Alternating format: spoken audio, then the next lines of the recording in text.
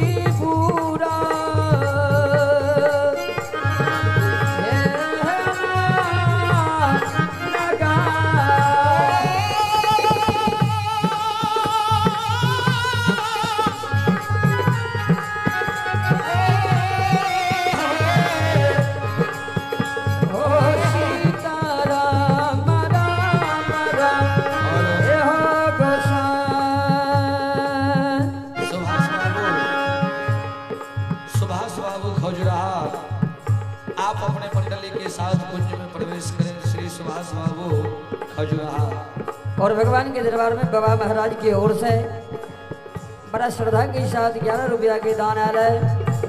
और पूर्णिया की ओर से जय हो दाता की जय हो, अपने के समस्त परिवार की जय हो, जय हो दानी महाराज की जय हो। और हमारी अंकरता सुखिंदर बाबू, राजेश यदुवंशी, हमारा पूरा मंडली के एक एक चादर और 501 रुपया के दान रखिए। जय हो दाता की जय हो, अपने की समस्त परिवार की जय हो।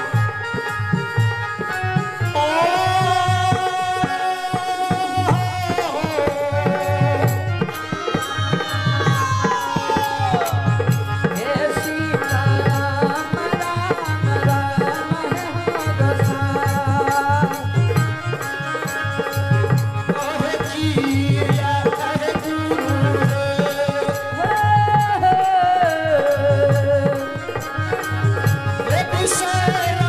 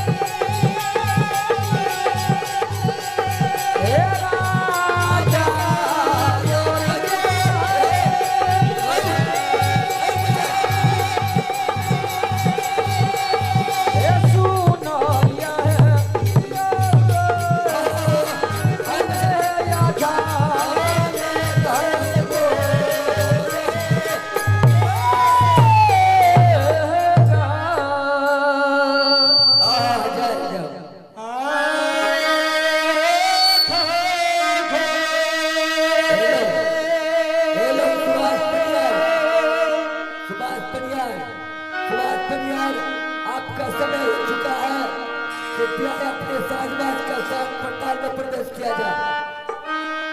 सुभाष कन्यार, सुभाष कन्यार, कन्या सुभाष कन्यार।